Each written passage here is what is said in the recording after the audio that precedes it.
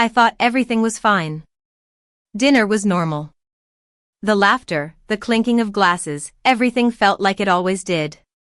But when my granddaughter slid a note into my hand, her fingers trembling, I knew something was wrong. She whispered, "Check the storage unit, Grandma. 247, you need to see it before Friday." My heart stopped. What was she trying to tell me? What was hidden from me? And why didn't anyone else know? My granddaughter slid the note into my hand like it was burning her fingers. We were sitting at the dinner table on a quiet Monday evening. Everyone else was laughing, passing dishes around, pretending everything was normal. But her hand was shaking when she brushed against mine. I didn't read it right away. I just nodded at her, the way you do when you don't want to draw attention. She wouldn't look at me. Kept her eyes locked on her plate. The note was folded twice. Neat. Careful. Grandma. Please check the storage locker Mom rented last month. Unit 318. The code is Dad's birthday, backwards. You need to see it before Friday. I felt my chest tighten. Let me rewind. My name is Evelyn Moore. I'm 68 years old, retired, and I've lived in a quiet suburb outside Madison, Wisconsin for most of my life. 3 years ago, I lost my husband, Robert, after a long battle with cancer. 41 years of marriage, gone just like that. Our daughter, Lydia, took it the hardest. She was 44 when her father passed. She'd always been close to him, called him twice a day, even as an adult. When he died, something in her dimmed. She tried to hide it, but a mother knows. About a year and a half later, Lydia met Vanessa. They met at a professional conference, both worked in finance, both sharp, both ambitious. Vanessa was confident, polished, the kind of woman who made people feel instantly impressed. She was younger than Lydia by a few years, but carried herself like someone who'd always been in control. They married after just 8 months, too fast, I thought. But grief does strange things to people. Lydia was lonely. She wanted stability. And Vanessa seemed attentive. Supportive. Always checking in. Always smiling. Lydia has one child from her first marriage, my granddaughter Maya, who's 16 now. Maya splits her time between Lydia's house and her father's place in Illinois. When Vanessa first moved in, Maya told me her mom seemed happier. Laughing again, I wanted to believe it. At first, everything looked fine. Vanessa called me Mom. Brought wine when she visited. Asked about my garden, my arthritis, my plans for retirement. She remembered birthdays. She sent thank you cards, but about 6 months ago, things started to feel off. Lydia began forgetting things. Small things at first. Appointments. Words mid-sentence. She'd call me twice in one afternoon to tell me the same story. Once, she forgot where she'd parked her car at the mall and called me in a panic. My daughter has always been meticulous. Organized. Sharp as a blade. This wasn't her. She looked tired all the time. Lost weight. Her eyes seemed dull, like she was constantly fighting through fog. When I asked, she blamed work stress. Said her firm was restructuring. Deadlines. Pressure. It sounded reasonable. But Maya noticed too. Whenever she visited me, she'd watch her mother carefully, like she was afraid to blink. But when I asked her directly if something was wrong, she shrugged it off. Teenagers, she said. School stress. Then came that dinner. Vanessa had invited me over, insisted on a family night. She cooked roast chicken, potatoes, vegetables, too perfect, almost staged. Lydia barely ate. She pushed food around her plate, her movements slow and unsure. Vanessa kept touching her arm, reminding her to eat, to keep her strength up. Something about the way she said it made my skin crawl. That was when Maya passed me the note. And that was the moment I knew, deep in my bones, that something was very, very wrong. I didn't mention the note to anyone that night. Not to Lydia. Not to Vanessa. Not even to Maya. I slipped it into my purse and drove home with my hands tight on the steering wheel, replaying every moment of the dinner in my head. The way Lydia stared at her plate. The way Vanessa answered questions for her. The way Maya's voice trembled when she whispered, "Please." Sleep didn't come easily. By morning, I'd convinced myself to stay calm. Panic helps no one, especially not a mother trying to protect her child. I called Lydia around 10. She answered on the third ring. "Mom?" Her voice sounded thick, like she'd just woken up. "Did I wake you?" I asked. Maybe," she said. "What time is it?" It was 10:30. Lydia had always been an early riser. "I just wanted to check in," I said lightly. "You didn't eat much last night." There was a pause. "Oh. Right. Dinner." She sounded distant, as if recalling it took effort. "Vanessa said I was tired." Vanessa said. "Are you feeling okay?" I asked. "I think so," Lydia replied. "My head's just slow lately." Slow. That word stayed with me long after we hung up. 2 days later, I stopped by their house unannounced. Vanessa answered the door, surprised, but only for a second. "Evelyn," she said, smiling. "You should have called." "I was nearby," I replied. "Thought I'd say hello." She hesitated, then stepped aside. Lydia was on the couch, wrapped in a blanket even though it was warm. The television was on, volume low. She looked smaller than I remembered. "Mom," she said, smiling weakly. I sat beside her and took her hand. "It was cold. You look exhausted," I said. "She didn't sleep well," Vanessa cut in quickly. Her doctor adjusted her medication. Medication. For what? I asked. Vanessa waved a hand dismissively. Anxiety. Focus issues. Totally normal at her age. My daughter was 44. I asked Lydia directly, "What medication are you on?"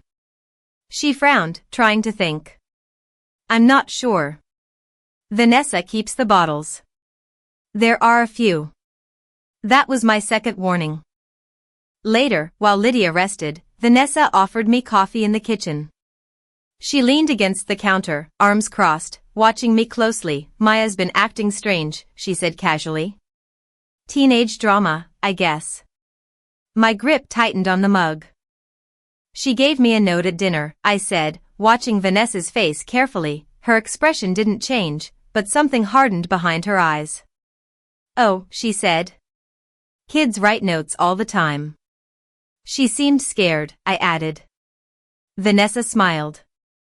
"Maya exaggerates. She's very emotional." That night, I called Maya. She answered immediately. "Did she say anything?" Maya asked in a rush. "Not yet," I said gently. "But I need you to tell me everything." There was a long silence on the line. Then Maya whispered, "Grandma. Mom isn't sick. She's drugged." My heart dropped. "She takes pills Vanessa gives her," Maya continued. "If she forgets, Vanessa gets angry. And Mom keeps saying she can't think without them." I closed my eyes. "And the storage unit?" I asked. Maya's voice shook. "Vanessa won't let Mom go near it. She goes alone." I followed her once. That's when I memorized the unit number. I looked down at the note in my purse. Unit 318. I promised Maya I'd handle it. When we hung up, I sat alone in my living room for a long time, staring at the wall. I didn't know yet what I would find in that storage unit, but I knew one thing for certain. Whatever was in there wasn't meant for me to see. And that meant I had to see it. I couldn't wait any longer. The next day, I drove to the storage facility. It was a rundown place near the outskirts of Madison, no more than a few rusted metal doors lined up against a chain-link fence.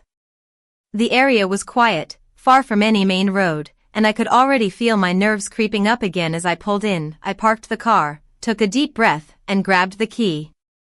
The storage unit number was 318. I had no idea what I expected to find. But when I reached the door, the lock seemed to be holding more weight than it should. I hesitated, my fingers hovering over the key. My mind raced through a dozen possible scenarios. What could Lydia be hiding from me? What had she allowed Vanessa to do? I turned the key, and the door creaked open. The air inside was damp. Musty. Like it hadn't been touched in years.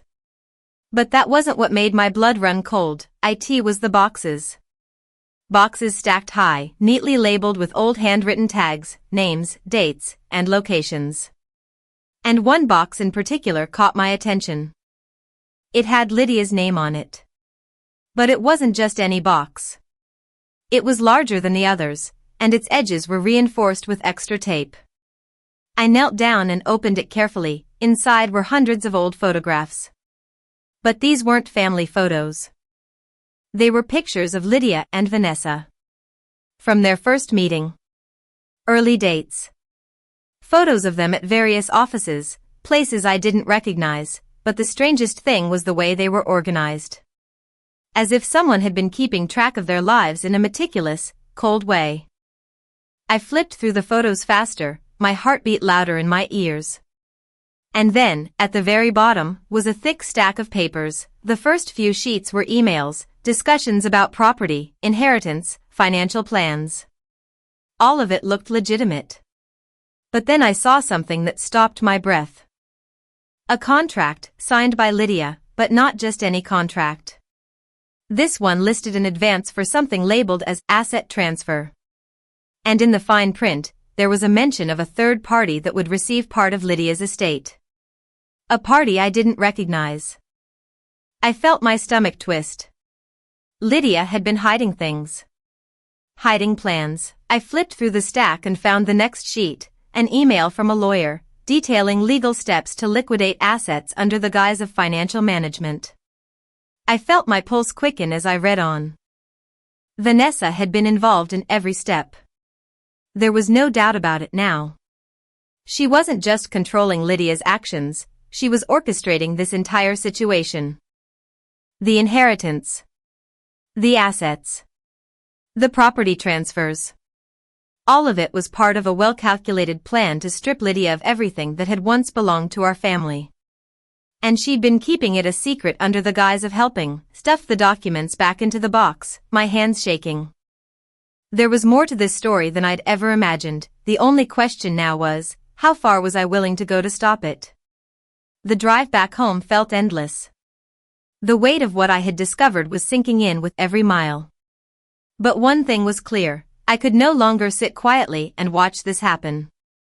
Vanessa had orchestrated the entire thing. She had used her charm to manipulate Lydia and set up a plan to siphon off what was rightfully ours. When I got home, I sat down with the documents spread out on my dining table, staring at them for what felt like hours. My mind raced with the implications of what I'd learned. The photos, the emails, the contracts, everything tied Vanessa to a scheme I never saw coming. But I couldn't act on it alone. I called Daniel, the investigator I'd worked with before, and asked him to meet me. Within an hour, he was sitting across from me, reviewing the documents with a calm, focused expression. "You've got her," he said after a long silence. "Vanessa's been running a con, and it's much bigger than I thought." He looked through the papers one more time before continuing. "But we need more than just these.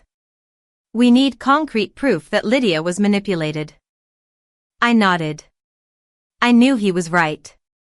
What I had was circumstantial, but it could change with the right approach. Daniel made some calls, setting up meetings with forensic accountants and legal experts. We needed to trace every penny, every document, and every transaction. That night, I called Lydia. She picked up on the first ring. "Mom, what's going on? I've been trying to reach you." I kept my voice steady. "I know what's been happening, Lydia." She was silent for a moment. "What do you mean?" I know about the storage unit. The contracts. The money transfers. There was a pause before Lydia's voice came through, shaking. I didn't know what else to do. You didn't know? I said, the anger rising in me.